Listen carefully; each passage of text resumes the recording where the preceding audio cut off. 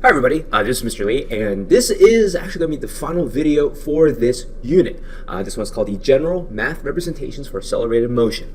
Now, up until now, we've been building up our models. We've been trying to find out all these different little pieces and parts for what makes accelerated motion, and now we get to wrap it up all nicely with our formulas. So let's begin. The first thing that I want to do is I want to create for us a graph, because that's how we started off this unit, and we'll probably do every unit with graphs as well. All right, so we have a velocity versus time graph. Once again, all parts of a good graph, get in that habit so that you don't lose points later. All right, and unlike the previous graphs, this one, I'm not going to start at the origin, and there is a reason for that. All right.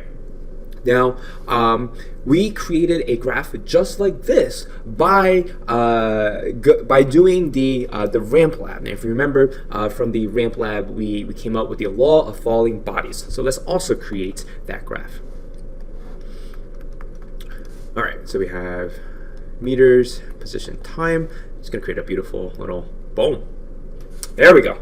All right, now. If you remember from the video series, one of the things that we did from this graph is we were able to find the average velocity. And we did that by using the secant line technique. So all that simply means is that you find two different points on your line, and you simply connect those 2 points, boom, right there, and that is your average velocity. And from that little model, we were able to come up with the definition for average velocity, which is the change in position over a change in interval of time. Okay, notice I'm using my words very carefully. This is an interval of time. You know what? I'll just write that down. Interval of time. Okay, now here's something very, very important. This here is only for, okay, this is for position versus time graphs only. Okay, the whole idea of the secant line and finding the slope of that is only for position versus time graphs only. I'm going to box that, and we're going to call this number 1. Okay, I'm going to create a list of all the formulas at the end, but I want to number them as I go. Okay, from there, we were able to create a velocity time graph, and the velocity versus time graph, we found that the slope is the acceleration, right? And we know that the acceleration, here's our next definition and our next formula, we knew it to be the change in velocity over the change in time. Okay, this is the slope of velocity versus time graph. Let's put a little box around that, and this will be number 2. Okay, now our next formula actually comes from the velocity versus time graph. Okay, now notice I didn't start the line at the origin, and that's for a reason. I am going to use the point slope formula method to find out our next formula. Y equals mx plus b. So our y-axis is velocity. Our slope is acceleration. Our x-axis is time, and our b is our y-intercept. So let's take a look there. What does this point represent? Well, at this point, here's a couple of things that we know. Time is equal to 0 seconds, okay, and we have some velocity. So simply put, that y-intercept represents your initial velocity, okay? So initial velocity. So what this shows us is that the object was initially moving, and then from the initial velocity it started to speed up, which is different from the ramp lab that we've been doing where we release the object from rest. But our B is now the initial. All right, and that is, I'm going to box that. That is number 3 in our formula. Okay, now I'm going to do something for you. I'm going to show you the AP equation sheet version of this, or the version of the formula that you'll probably see me use in the classroom, and that is V of f, so final velocity, is equal to the initial velocity plus the acceleration times the time. So this version just has the formula rearranged a little bit and has tiny little subscripts, such as the F for final, that O for initial, and I just rearrange the variables. Now, the reason why I don't start off, or the reason why I don't show you this version from the start, is because I want us to get used to creating the math model based off of the point slope formula model. Okay, and the formula is still the same. There's nothing really different about it. Okay, and it's important to know here, this is the equation from a velocity versus time graph. All right, now the next formula that we can do is, I'm going to recreate the graph above because it's getting a little crowded. Okay, so just do a quick little sketch. Velocity meters per second, time seconds, velocity time. Okay, so I'm just going to do the same little sketch. All right, now if you remember from the buggy lab, if the question was how to find displacement from velocity time graph, right? If that was a question in the previous videos and what we've been working on in the class, we said we use the area under the curve technique. Now, if you're wondering exactly why does it work that way, it actually comes from the formula itself. So we know that average velocity is equal to the change in position over the change in time. Now, as a reminder, when your two variables, when you're dividing, this is slope. Okay, but if I were to rearrange those variables and say delta x is equal to v times delta t, okay, when we are multiplying, this is area under the curve. Okay, and now to be a little bit more specific, we can see here this is the y-axis and this is the x-axis. So when your y-axis and your x-axis are being multiplied, that is area under the curve, and when your y-axis and your x-axis are being divided, that is your slope. That is so important. I'm going to use my rainbow pen. Well, it is so very important. We will see this come up time and time again. Okay, so let's get that down. All right. So our next formula comes from this idea of area under the curve. So we've been practicing the technique to find the area under the curve. So if this is my curved line, remember, we go from the line itself down to the x-axis. Okay, I'm going to create a little dotted line, and I'm going to ask you, what shape do you see? Now, if you said trapezoid, you'll be 100% correct. But top of my head, I don't know the formula for the area of a trapezoid. But what I do know are the areas of these two shapes that I'm about to show you. The first shape is this rectangle down here, and the shape above is called a triangle. Well, hopefully you already knew that. And so if you actually have the area of a rectangle and you add it to the area of the triangle, you find the area of a trapezoid. That's a little math fact for you. All right, so we know that the area under the curve for a velocity time graph is equal to the displacement. Okay, now the area under the curve, what I'm going to do is I'm just going to write down the shapes. We have a triangle and we have a rectangle. Okay, those are my two shapes that I see in the area under the curve. And now what I'm going to do is I'm just going to do a little sidebar over here. I want to make sure you know the formula for a rectangle and the formula for a area for a triangle. Let's start off with the rectangle one first. We know that the area for the rectangle is equal to base times height. Okay, and in this case here, the variable for our base is time, and the area for, or excuse me, our variable for our height is velocity. Okay, so the area for a rectangle is velocity times time. So I'm just going to rearrange it for only the sole reason that that's how it's going to appear on your formula sheets. Okay, velocity times time. Okay, so I'm going to put that over here. Boom. Now, the area for this triangle. Now, the triangle is unique, where it's 1/2 base times height. Okay, and our base is just the time interval, so t, and our height. Now, this is where our height is slightly different. It's kind of unique. So I'm going to use a different color pen to really pinpoint this idea.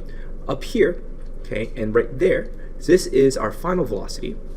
And right here, this is our initial velocity. So our change in, or our height for this triangle, right? Our height for this triangle is the final velocity minus our initial velocity. Okay, that is our height for that triangle. And I'll showcase that right there. Okay, that's the height for our triangle. And I will put that right there, VF minus VO. Okay. So what we can do now is we can plug this area for the triangle back into our formula, and we get 1/2 t VF minus VO, okay, plus all that. Now, we have here a beautiful formula, and if we actually do a couple of things, a little math magic, that crazy looking formula turns into an easier version that you and I will use. Okay, so I want to highlight this VF minus VO right there. Okay, and excuse me, not the VF minus VO. So what I want to do is I want to highlight this VT right there. So what I wanted to do is I want to highlight this VF minus VO right there. Okay, and the reason why I want us to do that is because if I scroll up over here, okay, with this formula, I want to rearrange this formula because that's actually going to help us out. So here, this I'll use the AP version so you can see. So here's my formula. We have VF is equal to VO plus AT. All right, so what I want to do is I want to rearrange this formula so that I'm left with VF minus VO is equal to. And the easy way to do it is just to subtract VO from both sides. So we get VF minus VO is equal to AT. Okay? And the reason why I want to do that is because I want to substitute, you see that VF minus VO, right? I want to substitute what this equals to into our formula. So we have 1/2 T, substitute the highlighted parts, so we're left with AT. Now, whenever I do a substitution, I always like to put things into parentheses so that it's like a visual way for me to know what I just substituted.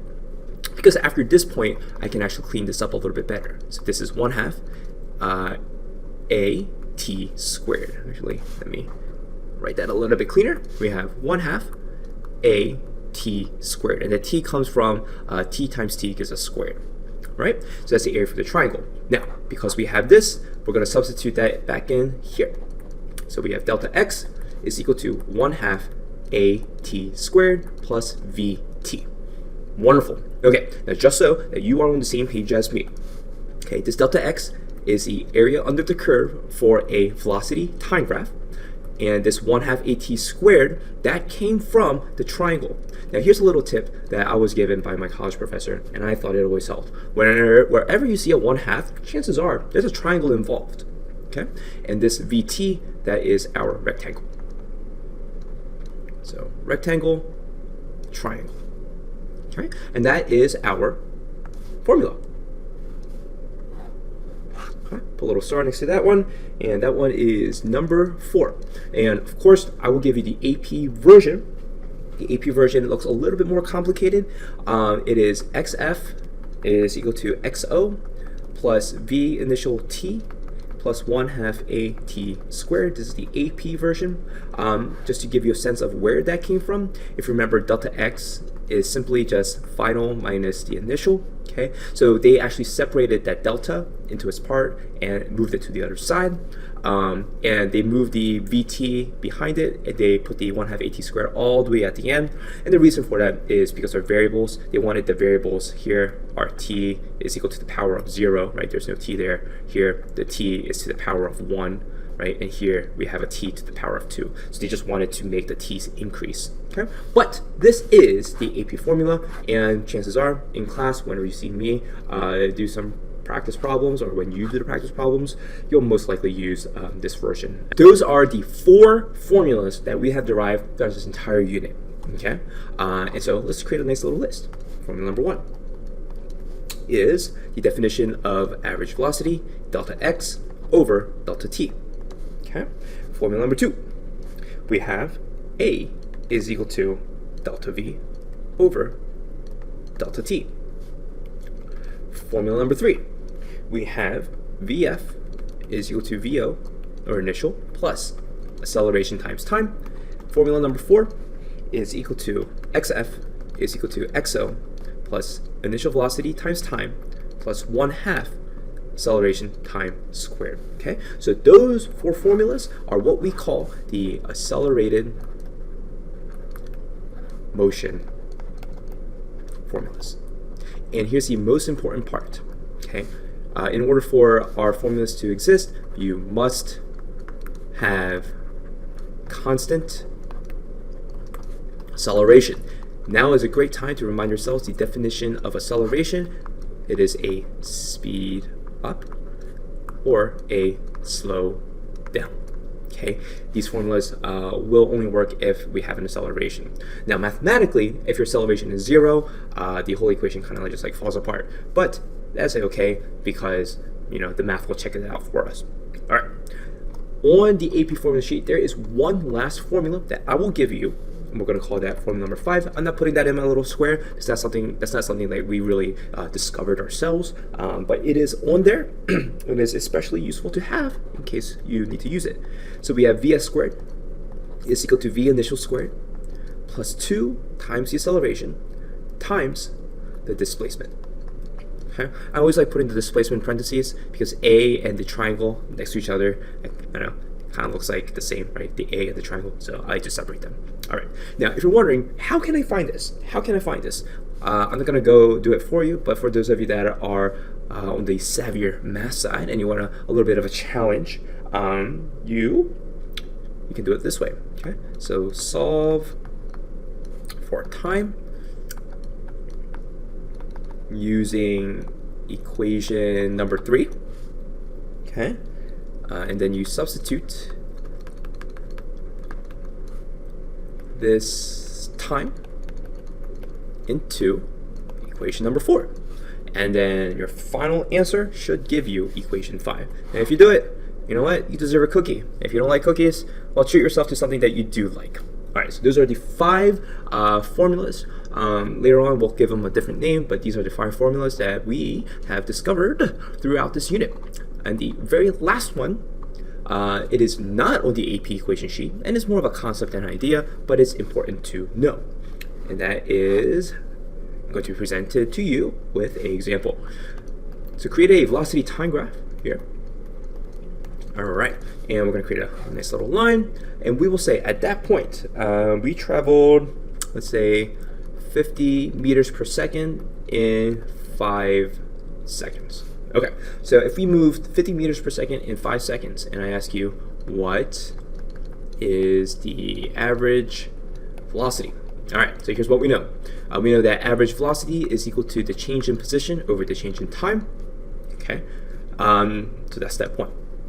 Step 2, we need our delta x. What is it equal to? Well, we just found out from the previous problems that our displacement is equal to the area under the curve.